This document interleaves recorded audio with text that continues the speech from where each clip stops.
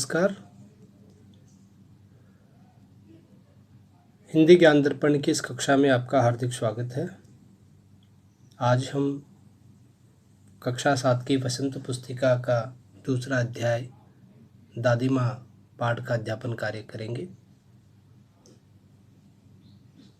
पहला भाग हमने पूर्व में पढ़ लिया था, आगे की कहानी। तो आइए शुरू करते हैं पाठ दादी माँ का दूसरा भाग।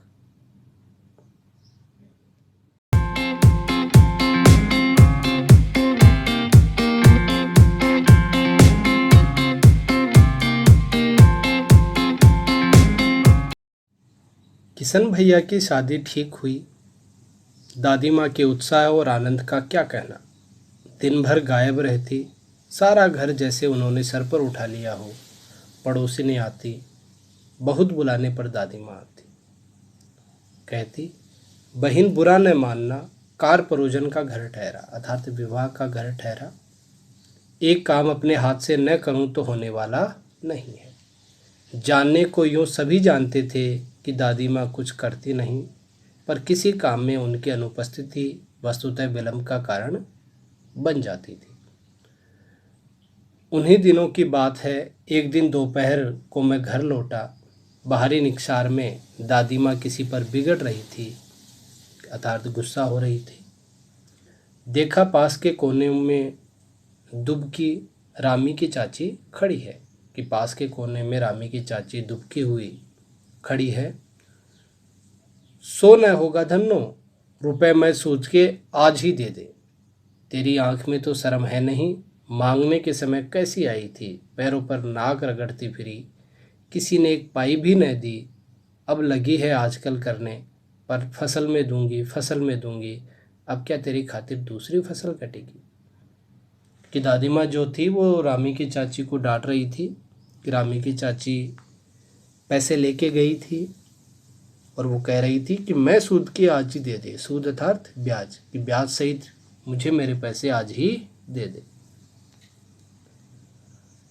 दूंगी मालकिन। रामी की चाची रोती हुई दोनों हाथों से आंचल पकड़े दादी माँ के पैरों की ओर झुकी। बिटिया की शादी है, आप न दया करेंगी तो उस बेचारी का निस्तार कैसे होगा। कि आप अगर दया नहीं करेंगी तो मेरी बेटी का निस्तार अर्थात विवाह का काम कैसे पूर्ण होगा। हट हट, अभी नहा के आ रही हूँ। दादी माँ पीछे हट गई। जाने दो दादी, मैंने इस अप्रिय प्रसंग को हटाने की गरज से कहा। बेचारी गरीब है, दे देगी कभी। चल चल, चला है समझाने। दादी माँ ने लेखक को भी डांट दिया कि चल। मैं चुपके से आंगन की ओर चला गया। कई दिन बीत गए, मैं इस प्रसंग को एकदम भूल सा गया। एक दिन रास्ते में रामी की चाची मिली। वह दादी को पूतो फलो दूधो नहाओ का आशीर्वाद दे रही थी। मैंने पूछा, क्या बात है धन्नो चाची। तो उसने विवल होकर कहा, पुरीन हो गई बेटा, भगवान भला करे हमारी मालकिन का।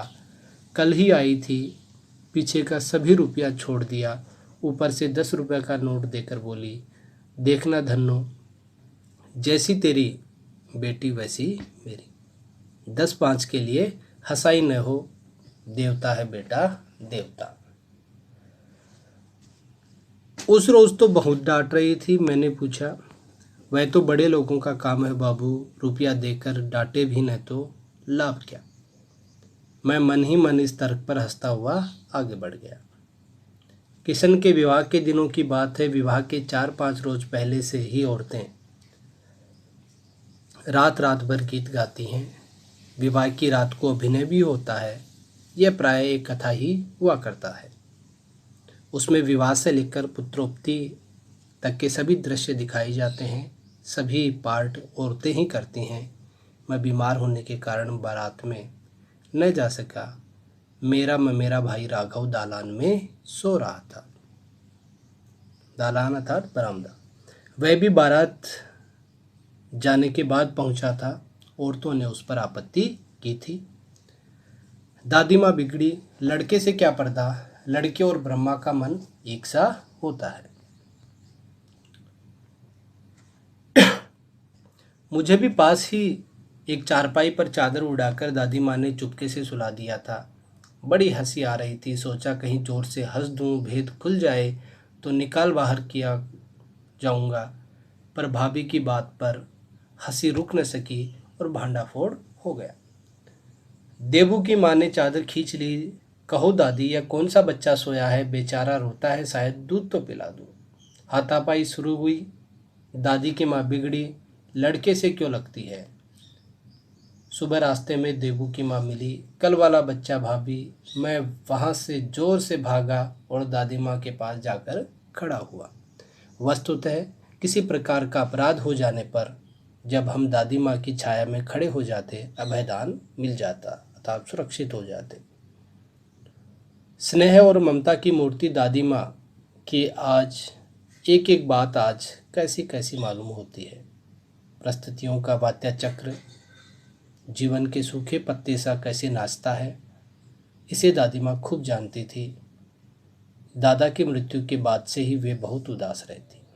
संसार उन्हें धोखे की टट्टी मालूम होता। दादा ने उन्हें स्वयं को धोखा दिया। वे सदा उन्हें आगे भेजकर अपने पीछे जाने की झूठी बात कहा करते थे। दादा की मृत्यु के बाद कुकुरमुत्ते की तरह बढ़ने वाले, मुंह में राम बगल में छुरी वाले दोस्तों की शुभ चिंता ने भी स्थिति को भी और डांवाडोल कर दिया। दादा के श्राद्ध में दादी माँ के मना करने पर भी पिताजी ने अतुल संपत्ति व्यय की। वह घर की तो थी नहीं कि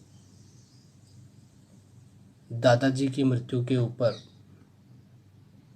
मृत्यु भोज में लेखक के पिताजी ने बहुत सारी संपत्ति व्यय की, खर्च की। वह घर की नहीं थी, अर्थात ब्याज पे ली गई थी। दादी माँ अक्सर उदास रहा करती। माघ के दिन थे, कड़ाके का जाड़ा पड़ रहा था। पछुआ अर्थात पूर्व से चलने वाली हवा का सन्नाटा और पाले की शीत हड्डियों में घुसी पड़ती। शाम को मैंने देखा दादी माँ गीली धोती पहने कोने वाले घर में एक संदूक पर दिया जलाए हाथ जोड़कर बैठी है। उनकी स्नेह कातर आंखों में मैंने आंसू कभी नहीं देखे थे। मैं बहुत देर तक मन मारे उनके पास बैठा रहा। उन्होंने आंखें खोली। दादी माँ, मैंने से धीरे से कहा, क्या है रे, तू यहाँ क्यों बैठा है। दादी माँ, एक बात पूछूं, बताओगी न। मैंने उनकी स्नेहपूर्ण आंखों की ओर देखा। क्या है, पूछ, तुम रोती हो। दादी माँ मुस्कुराई। पागल, तूने अभी खाना भी नहीं खाया। चल चल, धोती तो बदल लो। दादी माँ, मैंने कहा, मुझे सर्दी गर्मी नहीं लगती बेटा। वे मुझे खींचती रसोई में ले गई। सुबह मैंने देखा चारपाई पर बैठे पिताजी और किशन भैया मन मारे कुछ सोच रहे हैं। दूसरा चारा ही क्या है। बाबू बोले, रुपया कोई देता नहीं, कितने के तो अभी पिछले भी बाकी हैं। वे रोने रोने से हो गए। रोता क्यों है रे, दादी माँ ने उनका माथा सहलाते हुए कहा, मैं तो अभी हूँ ही। उन्होंने संदूक खोलकर एक चमकती सी चीज़ निकाली। तेरे दादा ने यह कंगन मुझे इसी दिन के लिए पहनाया था। उनका गला भराया। मैंने इसे पहना नहीं, इसे सहेज कर रखती आई हूँ। मैंने इसे पहना नहीं, इसे संभालते हुए रखती आई हूँ। यह उनके वंश की निशानी है। उन्होंने आंसू पोंछकर कहा, अपने पुराने लोग आगा पीछा सब सोच लेते थे बेटा। सचमुच मुझे दादी माँ साप भ्रष्ट देवी सी लगी। धुंधली छाया विलीन हो गई। मैंने देखा दिन काफ़ी छड़ आया है। पास के लंबे खजूर के पेड़ से उड़कर एक कौवा अपनी घिनौनी काली पांखें फैलाकर मेरी खिड़की पर बैठ गया। हाथ में अब भी किशन भैया का पत्र कांप रहा है। काली चींटियों सी कतारें धूमिल हो रही हैं। आंखों पर विश्वास नहीं होता। मन बार बार अपने से ही पूछ बैठता है, क्या सचमुच दादी माँ नहीं रही। शिव प्रसाद सिंह। इस पाठ से संबंधित शब्दार्थ तथा अन्य प्रश्न, उनका लिंक आपको शीघ्र ही भेज दिया जाएगा। धन्यवाद।